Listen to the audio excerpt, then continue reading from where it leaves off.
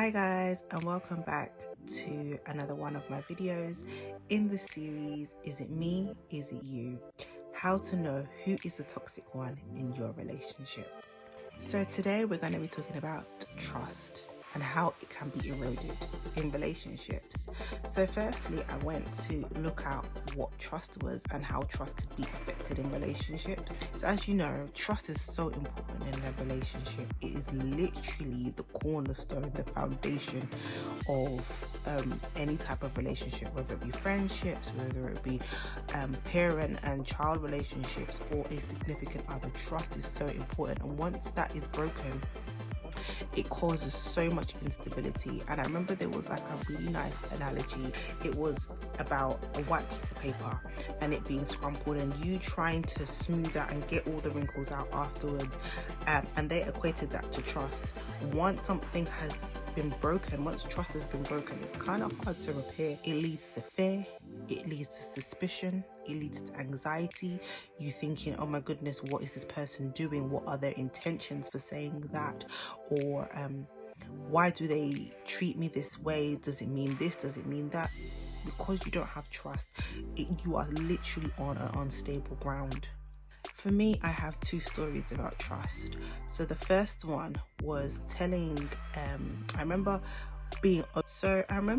after that situation, there was an argument, and in the argument, these things that I had divulged in my time of being vulnerable was dragged right back up and thrown in my face. I remember thinking, okay, so now I know that I can't trust you.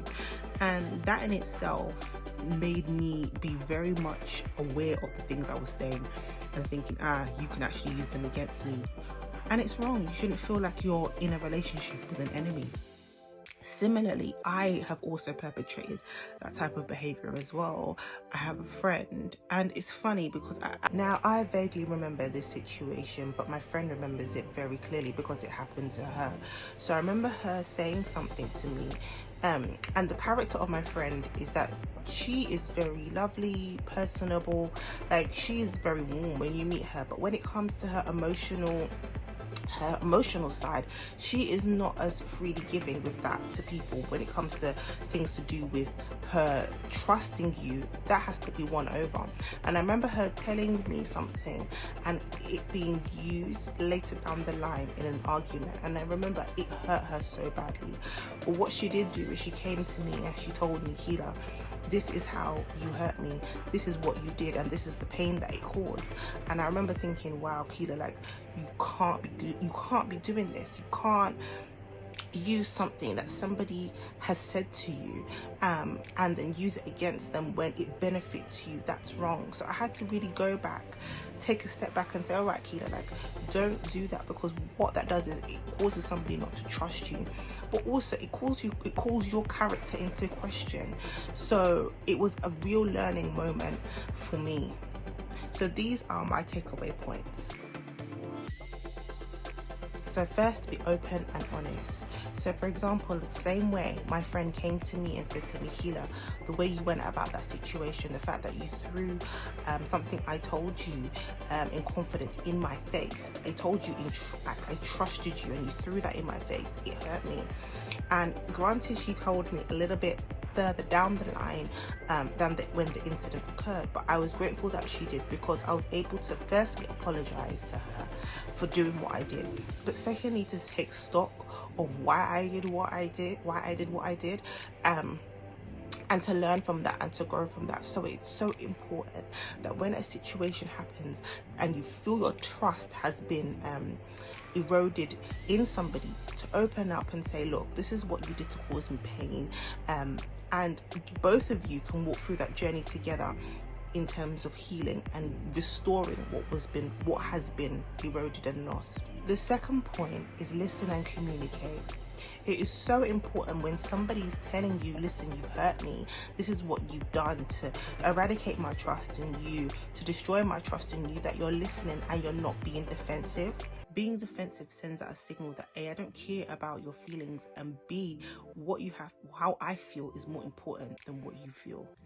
And that is wrong, especially if you're trying to build something that is solid. It's so important to sit and listen. Even if you feel like they are wrong, still sit and listen to their point of view. That in itself, you're giving them the courtesy, the respect that they deserve. And you're saying to them, actually, I'm going to spend time and listen to how you feel, and let us talk to each other like adults. Even if I don't agree, I'm still going to put across my point, you put across your point, and we'll have a conversation. It is much better to resolve things through listening rather than you putting your point and putting my point. We're both being very defensive and both not really listening to each other. It's counterproductive.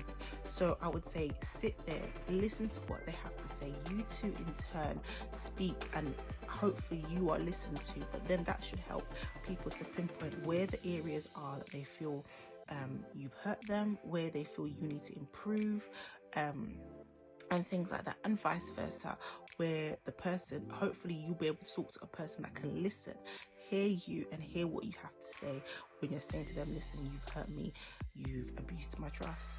If you are in a relationship and you've had trust issues from before this, so it could be a situation where you're coming into a relationship already with trust issues. So even if the person is doing the best that they can, all you're seeing is the past situation and the past issue.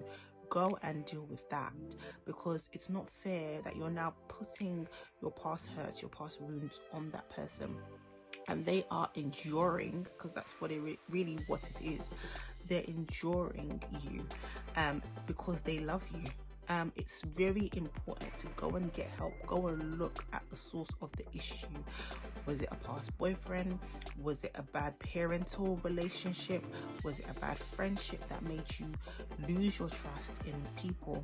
Go and find out what it is. Seek help, whether it be therapy, whether it be speaking to somebody, a mentor that you trust, whether it's reading a book, but seek help.